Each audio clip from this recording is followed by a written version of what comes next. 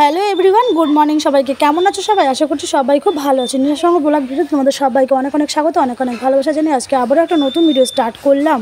আমি কিন্তু অনেকক্ষণ ধরেই বকবক করছি, আর আমি যেটা তোমাদেরকে এখন ওভার ভয়েস দিচ্ছি সেটা কিন্তু তোমাদেরকে আমি ভয়েসেও শোনাচ্ছি। দেখো আমি এই ড্রেসটাই আবার পরেছি, কেমন লাগছে একটুখানি আমাকে জানিও। ওই যে আমার ছোটো মেয়েকে রেডি করে ফেলেছি, আর এখন কিন্তু ঘড়ির কাঁটায় বাজে 10:30, আর আমি এখন বেরিয়ে যাব বাপের বাড়ি যাওয়ার উদ্দেশ্যে।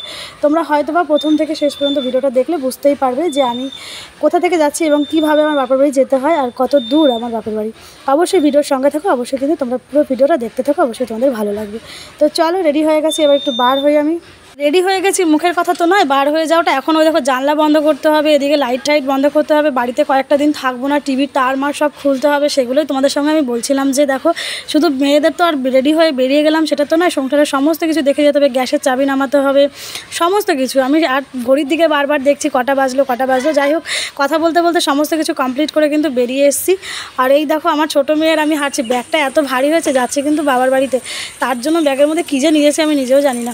ব্যাগটা প্রচুর ভারী হয়েছে। আর আমার বড় মেয়েকে দিয়ে ধরিয়েছি ক্যামেরাটা, ও ধরে রেখেছে। আর ওইদিকে একটা দিদি আমাকে জিজ্ঞেস করছে কী ব্যাপার, শান্তিপুর নাকি? আমি বলছি হ্যাঁ, ওই দিদির বাড়িও বাপের বাড়ি মানে শান্তিপুরে, তার জন্যই আমাকে জিজ্ঞেস করছে কী ব্যাপার, শান্তিপুর যাচ্ছ? আমি বলছি হ্যাঁ শান্তিপুর যাচ্ছি, তুমিও চলো।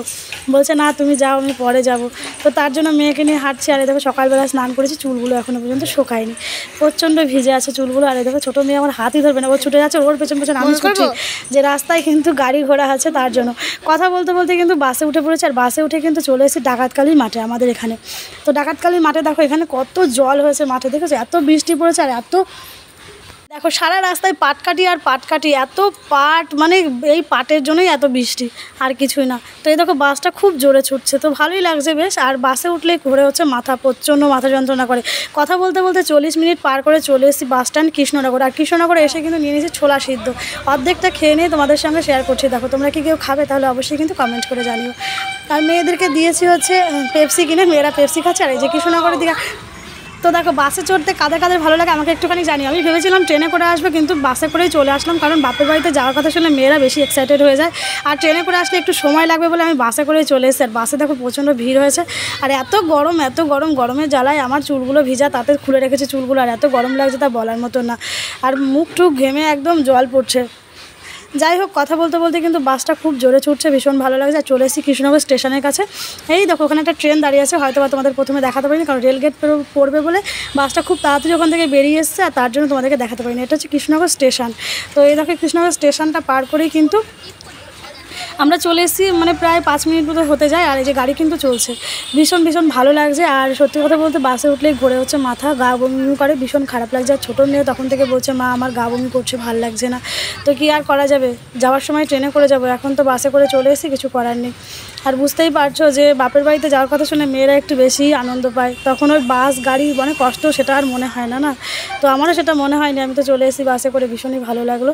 আর এই দেখো কথা বলতে বলতে কিন্তু অনেকটা রাস্তা পেরিয়ে চলে এসেছি, অনেকটা রাস্তায় চলে এসেছি দেখো। তো যাই হোক, আমি পাশে থেকে একটু হাসাহাসি করছি, তার কারণ হচ্ছে আমি বাড়িতে চলে আসার পরে আমার ঠাম্মি একটুখানি আমার সাথে কথা বলছে, তার জন্য। তো এই দেখো আমাদের গোবিন্দপুরের রাস্তাটা কিন্তু এখন নতুন হাইওয়ে হয়েছে, মানে দুটো রাস্তা সিঙ্গেল করে দিয়েছে, ভীষণ ভালো। এখন চলাফেরা করতে ভীষণ সুবিধা, প্রত্যেকটা মানে বাস গাড়ির সমস্ত মানুষদেরই এখন সুবিধা। দেখো রাস্তাটা একটুখানি দেখো, রাস্তাটা কত সুন্দর, ভিউটা ভীষণ ভালো লাগছে, আমার তো ভীষণ ভালো লাগছে। বাট আমি জানলার ধারে বসিনি বলে আমি কিন্তু তোমাদেরকে ভিউটা খুব ভালো দেখাতে পারলাম না। আমি বসেছিলাম মানে প্রথম সিটে, আর মেয়ে বসেছিল একদম জানলার ধারে, তার জন্য কিন্তু আমি একটু হেলে এসে যতটা পেরেছি তোমাদেরকে দেখানোর চেষ্টা করেছি। তো দেখো তোমাদের কেমন লাগছে অবশ্যই কিন্তু জানিও। আর তারপরে হচ্ছে আমাদের এই রাস্তাটা হয়ে যাওয়ার পরে ভীষণ সুবিধা হয়েছে গাড়ি ঘোড়া চলতে, ভীষণ ভালো লাগছে, মানে কোনোরকম কোনো রিস্ক নেই তার জন্য কিন্তু। তো যাই হোক, এই দেখো গাড়ি কিন্তু ভীষণ স্পিডে ছুটছে, ভীষণ ভালো লাগছে। রাধাকৃষ্ণ আছে এখানে, দেখো আমি আমার ঠাম্মির সাথেও কথা বলছি, তা তোমরা কিছু মনে করো না, ঠিক আছে? আমার ঠাম্মির ভয়েসটা হয়তো তোমরা পাচ্ছ। আর এই দেখো কথা বলতে বলতে কিন্তু আমি গোবিন্দপুর চলে এসেছি, কারণ আমার বাপের বাড়ির ল্যান্ড হচ্ছে গোবিন্দপুর, বাসটা কিন্তু ওখানে দাঁড়াবে, বাট আমি ওখানে নামবো। আর এই যে আমার ঠাম্মি কি বলে দিল জানি না তোমরা শুনেছো কি না, শুনলে ঠাম্মি বলে সবাই মানে একটুখানি গিয়ারকি চলে কথাটা নিয়ে নিও, ঠিক আছে?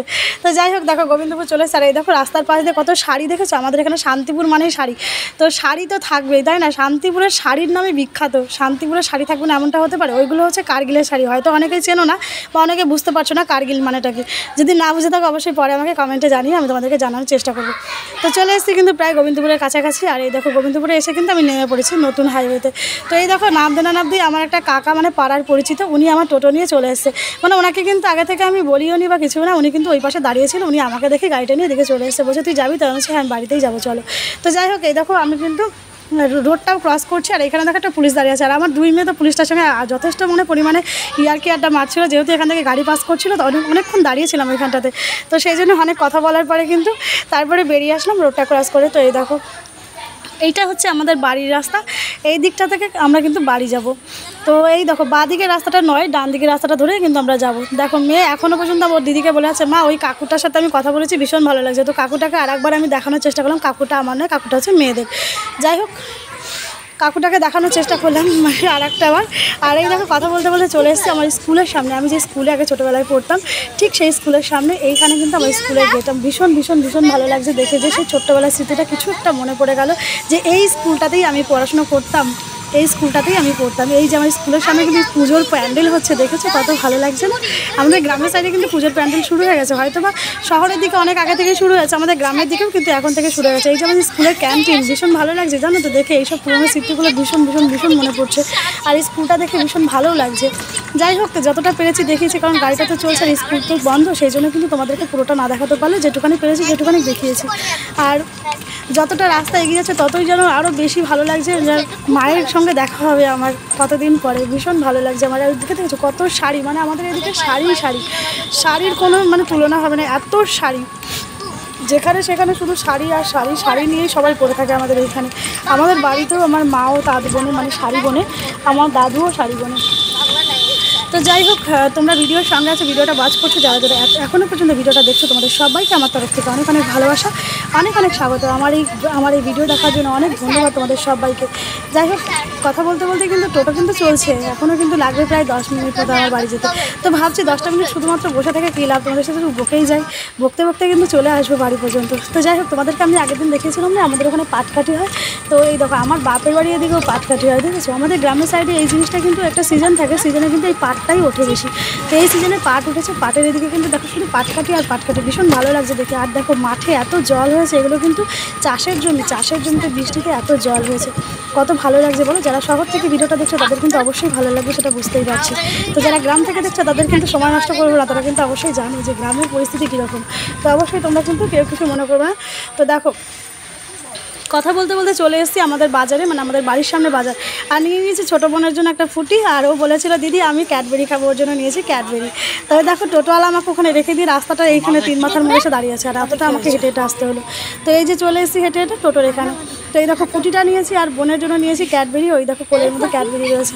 বোন আমাকে ফোন করে বলেছিল দিদি আমি ক্যাডবেরি খাবো, তার জন্য কিন্তু ক্যাডবেরি নিয়ে এসেছি।